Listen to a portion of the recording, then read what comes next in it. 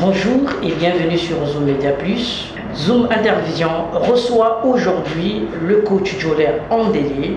Il est non seulement coach en développement personnel, mais aussi directeur au sein du DCC, c'est-à-dire Jolin Coaching Consulting. Avec lui, nous allons parler du métier du coaching en développement personnel et on va chevaucher aussi avec sa boîte que nous appelons ici le cabinet DCC. Merci de nous être fidèles. Si vous n'êtes pas abonné, vous pouvez déjà marquer car la suite sera aussi meilleure que vous le souhaitez, certainement nous le souhaitons. Nous allons recevoir le coach Jolin. Coach, bonjour. Bonjour monsieur. Comment allez-vous? Je vais merveilleusement bien. Et merci de nous recevoir chez vous. Merci beaucoup. Alors, qui est le coach Jolin Andélé? C'est quoi le DCC et quelle est la relation qu'il y a entre Jolin Andélé et le DCC? Je commence par vous remercier pour cette opportunité que vous m'offrez de présenter mon métier devant un grand public, devant votre audience. Et donc, pour ma part, moi je suis M. Jolin Andélé, je suis coach en développement personnel, expert en motivation, je suis aussi conférencier international, également auteur de ce merveilleux livre, La recette du bonheur. Et je suis également à la tête de ce cabinet DCC, Jolin Coaching Consulting, qui est un cabinet qui accompagne depuis au moins 5 ans sur le territoire congolais les grandes entreprises. Et donc voilà un peu, si je peux dire, de façon ramassée. Merci beaucoup. Coach, quels sont les services du DDC, du DCC, autant pour moi, et qui sont les concernés? Ok. Alors d'abord, le cabinet DCC a été d'abord créé pour un besoin. Le besoin, c'était le développement du capital humain des entreprises. Et donc, c'est pour ainsi dire, le cabinet DCC s'adresse premièrement à des entreprises. Donc, quand je parle d'entreprise, je parle purement du personnel de l'entreprise, en partant des cadres aux dirigeants. Maintenant, le coach Jolin Andélé, de façon, on va dire à titre individuel, donc, je suis coach et j'accompagne aussi des personnes de façon individuelle. Ça veut dire que ce sont des gens qui ont des besoins qui n'ont pas toujours un rapport avec leur fonction. Ça peut être dans leur vie de tous les jours et comment est-ce qu'ils communiquent avec, leur entourage, comment est-ce qu'ils gèrent leurs émotions, notamment ce qu'on appelle la gestion émotionnelle ou l'intelligence émotionnelle. Et ça peut être aussi sur des thématiques comme comment gérer des peurs. Donc en fait, il y a toute une panoplie de termes que je ne pourrais pas citer, mais c'est pour faire simple, le cabinet DCC travaille avec des entreprises et le coach Jolin Andélé, lui, il travaille avec des entreprises et aussi des individus. Alors parlez-nous du métier du coaching. Est-ce un métier réellement? Effectivement, c'est un métier comme tout autre. La particularité du coaching, malheureusement, c'est le coaching n'est pas encore compris. Et ça, j'aimerais quand même le signaler. Au Congo, on a une mauvaise image du coaching, encore une mauvaise définition du métier. Bon, je ne vais pas jeter la pierre sur ceux qui ternissent un peu l'image de ce métier. C'est parce que ce sont des gens qui ne sont pas formés. Pour ma part, je suis un coach certifié Transformation Academy, qui est un cabinet de coaching américain. Et donc, le coaching, c'est pas différent de la formation classique. Le coaching n'apprend rien au coaching. Le coaching, c'est un service d'accompagnement, c'est-à-dire nous emmenons la personne à trouver elle-même ses propres solutions. Parce que nous partons du principe selon lequel le cerveau humain est un ordinateur tellement puissant que cet ordinateur peut sortir des solutions qui ne sont pas connues de la personne. Et donc, partant de ce principe, on se dit que la personne est capable de trouver ses propres solutions. Et donc, nous, on l'accompagne dans ce processus-là. Et donc, voilà un peu la méthodologie de ce métier. Et pour répondre à votre question, c'est vraiment un métier. Aux États-Unis, par contre, il n'y a pas d'entreprise sans coach. Et aussi en Afrique de l'Ouest, c'est déjà répandu. Pour une petite information, j'ai été retenu comme étant le coach numéro 1 du pays par une organisation qui suit un peu ce métier de près. Donc d'ici le 24 novembre, je serai au Bénin effectivement pour recevoir ce trophée-là. Et donc c'est pour dire que ce métier-là, c'est véritablement un métier. Alors c'est véritablement un métier, coach. Est-ce par manque d'emploi ou de par vos études, d'accord? Comment vous êtes arrivé finalement à en faire votre métier? Okay. Bonne question d'ailleurs. Alors cette question-là me rappelle un peu certaines préoccupations que nous écoutons ça et là de la part des jeunes en particulier, qui vont commencer à faire quelque chose parce qu'il n'y a pas d'emploi. Alors moi je ne m'inscris pas dans ce cadre-là. Moi très jeune, donc après le bac, j'avais déjà compris que je ne serais pas à l'aise dans un bureau ou dans une administration. Et j'avais compris que ma voie, c'était les affaires.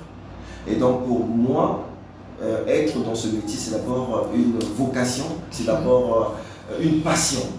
Alors, le coaching a débuté comment? C'est en ayant ce désir-là d'aider les autres. Parce que j'avais découvert cette qualité que j'ai, ce talent de communicateur. Parce que j'avais remarqué que lorsque je m'exprimais, mon auditeur ou encore des gens qui m'écoutaient trouvaient que j'étais accroché. Et je ne savais pas que je pouvais gagner ma vie en parlant à d'autres personnes.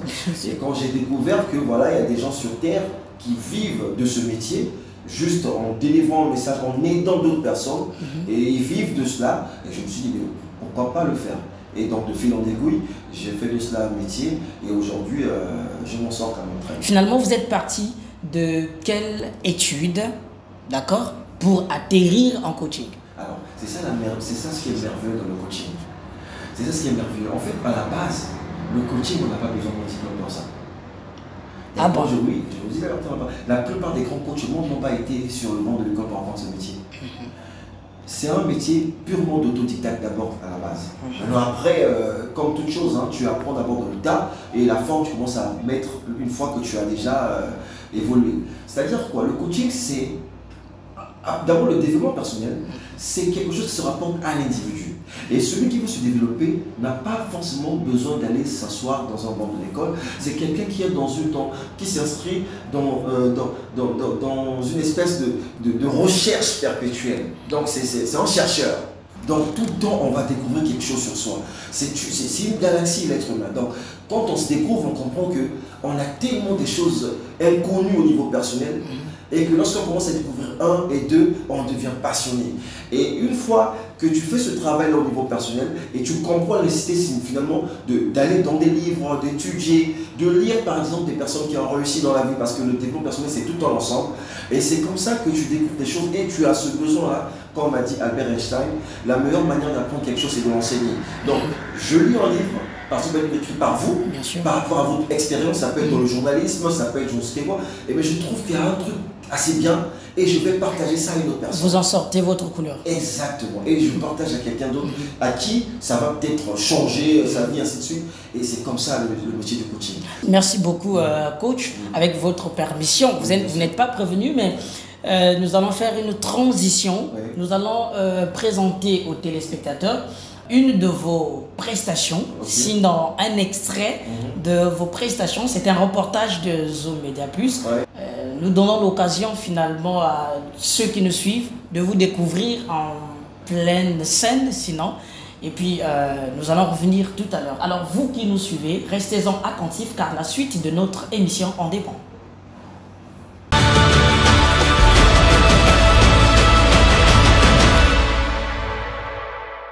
Coaching en entreprise, live coaching, le développement commercial sont entre autres des modules qui ont été développés à la 2e édition du séminaire de coaching en gestion d'entreprise et en développement personnel organisé par la plateforme Jolet Coaching Consulting. Ce séminaire a connu la participation de près de 60 leaders entrepreneurs. Objectif, aider les participants à développer leur personnalité, augmenter la motivation individuelle et collective, tout en renforçant la productivité et la culture entrepreneuriale. Jolet Andélé, coach en développement personnel et conférencier du jour, explique sa vision. Nous vulgarisons le métier du coaching. Nous essayons de faire comprendre aux gens les bénéfices qu'ils peuvent tirer à travailler avec un coach professionnel. Et je crois qu'à travers ce genre d'événements, les gens ont quand même un petit aperçu de ce que c'est que le coaching. Et donc le but, c'est d'accompagner les entreprises, de travailler sur le renforcement du personnel et le renforcement des capacités des personnes qui travaillent dans les entreprises. On a certainement une cible, c'est vrai que c'est d'abord les entreprises, mais de l'autre côté, la véritable cible, c'est l'humain. Notre métier met carrément l'humain au centre, au cœur. Donc c'est travailler sur le renforcement et sur aider la personne à découvrir son potentiel. Déroulé dans une ambiance conviviale, interactive et participative, ce séminaire est un grand atout pour les entrepreneurs congolais, comme en témoignent ses participants. D'abord, je suis très contente d'avoir reçu l'invitation et d'avoir participé à la conférence qui a été très bénéfique pour moi, qui m'a éclairé sur certains points. Et je pense qu'à l'avenir, il y aura beaucoup de choses que je pourrai moins faire par rapport à ce que j'ai reçu. J'étais venu assister pour essayer d'apporter aussi dans la société, là où est-ce que je suis, des solutions à cet égard-là. Ce qui m'a beaucoup plu au niveau de la performance, ce qu'il fallait faire pour améliorer la performance au Congo. Et ça, c'est souvent, on a ce problème-là souvent dans nos sociétés. En tant qu'entrepreneur et journaliste chroniqueur, j'ai des avantages qui me permettent de me réactualiser ou de faire, disons, un recyclage. Le coaching constitue aujourd'hui un élément très important, non seulement dans l'amélioration et l'efficacité des services, mais aussi dans la gestion et la cohésion entre les collaborateurs dans les entreprises.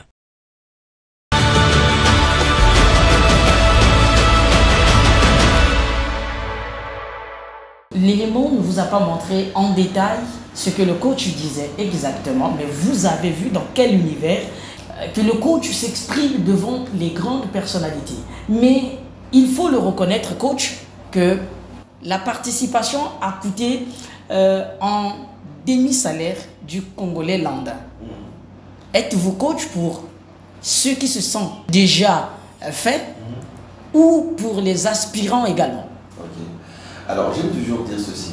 Est-ce que les gens mesurent le prix de l'ignorance? Combien l'ignorance coûte? L'ignorance a un prix et ça coûte beaucoup. Et le prix là, c'est la souffrance. Ouais. Alors souvent les gens, ils veulent le gratuit. Mais ils ne mesurent pas parfois ce que tu dépenses. Ouais. Et je prends l'exemple, je prends une formation, parce que la plupart de mes formations coûtent à partir de 100 000 francs. La personne me dira, c'est trop cher. Ouais. Mais lorsque j'emmène la personne à faire un petit examen, je prends le cadre de la télévision. La télé te coûte 100 000 francs ou 200 000 francs en termes d'acquisition, ça c'est le prix d'acquisition. Mais le prix total d'une télé égale prix d'acquisition plus prix d'utilisation. Mais tu utilises la télé aujourd'hui, on paie de l'argent pour utiliser la télé. Ouais. Alors, pour une personne qui dépense 20 000 francs tous les jours pour un abonnement d'une compagnie que je ne citerai pas, au bout d'une année, il dépense dans les 400 000 francs pour suivre la télé.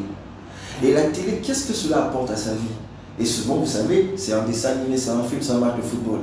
Mais il va dépenser 400 000 francs pour se distraire, pour se divertir. Mais quand on lui demande de dépenser 100 000 francs pour se construire, il trouve que cela coûte cher. C'est simplement l'attention des gens est beaucoup plus portée sur le divertissement que sur la construction. Pour une autre illustration, aujourd'hui la plupart des gens ont des smartphones. Ils ont au moins 500 francs pour mettre une connexion internet. Exactement. Mais il faut se poser la question, qu'est-ce qu'ils font lorsqu'ils sont sur leur téléphone? C'est les médias, c'est les réseaux sociaux, WhatsApp, Facebook, YouTube. Mais qu'est-ce que c'est sur YouTube? Ils vont suivre l'actualité d'une personne qui a déjà réussi. Mais qu'est-ce que cela apporte sur ta vie? Tu suis un musicien et qui fait le buzz, ainsi de suite. C'est-à-dire qu'il dépense de l'argent pour être au courant du succès de l'autre. Bien sûr, bien sûr. Mais il ne dépense pas de l'argent pour se construire afin que les autres soient au courant de leur propre succès. Ok. Vous voyez la différence? Alors, coach, c'est bien normal que la réussite passe avant tout par un sacrifice également. Bon, l'exemple que vous venez de donner, c'est bien normal. Mais on ne doit pas aussi ignorer qu'il y a de ceux qui ont la volonté de vouloir apprendre, de vouloir devenir, également de vouloir créer, mais au point de départ, qui apprécient aussi vos services, mais qui n'ont pas cette capacité d'arriver à payer, par exemple, une somme de 100 000 francs pour une formation à ces gens-là. Quelle est la mesure d'accompagnement de votre côté? Je veux dire, il n'y a aucune mesure d'accompagnement. Et ça, c'est une excuse. Parce que lorsque on prend, si j'avais en face de moi une personne qui s'exprime comme ça, je vous assure, si on fait une séance de coaching avec cette personne-là, histoire d'analyser ses dépenses. Je vous assure, les gens dépensent de l'argent pour des conneries. Mais c'est lorsqu'il s'agit de se construire, ils ne dépensent pas. Je vous le dis. Parce que je ne peux pas réduire mon métier à un montant de 5 000 francs pour des séances. Ça serait ôter l'intérêt même que les gens accordent à ce que je fais. Je sais ce que ça rapporte ce métier-là lorsque nous parlons à des gens. Aujourd'hui, quand les gens me disent que non, le Congolais lambda ne peut pas payer 100 000 francs, mais je vous pose une question. Si ce même Congolais lambda avait un problème de santé, qui devait coûter un problème de santé qui peut l'emmener à la mort, mais la seule somme qu'on lui demande de payer, c'est 100 000 francs. Il reviendra ciel et terre pour le payer. Mais ce sont ces mêmes Congolais-là, comme je vous ai dit tantôt, qui payent des sommes astronomiques pour se divertir. Il ira acheter une chaussure de 100 000 francs. Il a un smart. Prenez le Congolais lambda. Aujourd'hui, les jeunes filles, ils ont tous un téléphone iPhone. Mais combien coûte l'iPhone? Est-ce que vous avez déjà posé cette question? C'est ça en fait. C'est à se demander. Les gens ont entre leurs mains un téléphone qui coûte pas moins de 100 000 francs. Mais une formation à 100 000 francs, ils ne paieront pas. Ouais. Vous comprenez? C'est simplement une orientation mentale. L'orientation mentale des gens, c'est beaucoup plus sur le divertissement, sur le paraître, mais pas sur la construction. Alors, baisser le prix, ça ne c'est pas enseigner les gens. Il faut emmener les gens à comprendre l'importance que la connaissance a un prix. Aujourd'hui, moi j'ai des formations que je suis, qui me coûtent 1 million, où je mets 1 million pour 2 heures du temps. Je paie 1 million pour écouter quelqu'un pendant 2 heures du temps. Et quand je le dis à une personne, va me dire, quoi? Parce que tu as beaucoup d'argent? Non, parce que je reconnais les bénéfices que je vais tirer derrière ça. Je reconnais, c'est un investissement. Il y a un sage qui dit, il n'y a aucun voleur sur terre qui peut voler l'argent de celui qui l'a mis dans sa tête. Ok, merci, ça c'est dit par un sage. Merci beaucoup, coach. Mais alors, vous formez également les formateurs en coaching, c'est-à-dire vous-même, vous êtes formateur, mais vous pouvez également faire une descendance en tant que formateur qui vont à leur tour former. Comment ça se passe? En fait, on va initier ce projet-là l'année prochaine. C'était déjà quelque chose qui faisait partie de notre cahier de charge. Ça va se passer comment? C'est juste les apprendre le b.a.-ba du métier. C'est-à-dire on veut maintenant professionnaliser ce métier, faire sortir les gens de cette zone d'ombre qui consiste à se réveiller un matin, suivre une vidéo sur YouTube et se proclamer coach. On va aller au niveau de l'administration de l'État qui vont nous donner certainement l'agrément pour former et certifier ces gens-là pour que le certificat soit un certificat reconnu au niveau du ministère. Et donc, il y a un projet comme ça qui va voir le jour à Nigeria. Oui, parce que déjà, le cabinet de saisie intervient au niveau national, donc au Congo. Et nous intervenons déjà, on est déjà intervenu à Kinshasa et on le fait toujours. Et on l'a déjà fait aussi en Abidjan. Et là, quand je vais me déporter pour le Bénin, c'est le cabinet de saisie qui se déporte au Bénin. Et donc, pour citer que ces pays-là, nous sommes internationaux. Surtout que certaines de nos formations qui sont faites en ligne, l'audience, c'est pas le Congo. La plupart, 80% de ceux qui participent à nos formations, c'est à l'extérieur. Merci beaucoup, fidèles téléspectateurs, vous qui nous suivez. Vous êtes sur Zoom Média Plus, votre émission Zoom Intervision. Alors, la vision du coaching ici, nous en discutons avec le coach Jolin Andélé. Merci d'être toujours là, mais attention si vous n'êtes pas abonné, c'est toujours important. On est en ligne, tu laisses ceci, ça va nous aider et ça va nous motiver encore à faire plus.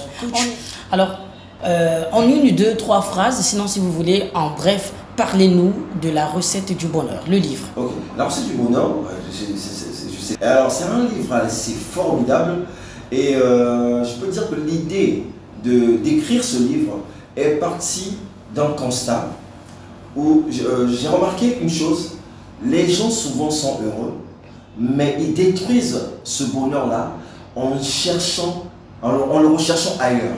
C'est-à-dire, autour d'eux, ils ont des choses qui peuvent leur rendre heureux. Mais lorsqu'ils font un focus sur la vie de l'autre, à ce moment-là, ils se rendent compte qu'ils sont malheureux. C'est comme on dit, c'est lorsque tu regardes la chaussure de l'autre que tu te rends compte que tu es pieds nus. Mais si tu vas dans un endroit où tout le monde est pieds nus, ça ne va rien représenter pour toi. Pour toi, ça serait normal d'être pieds nus.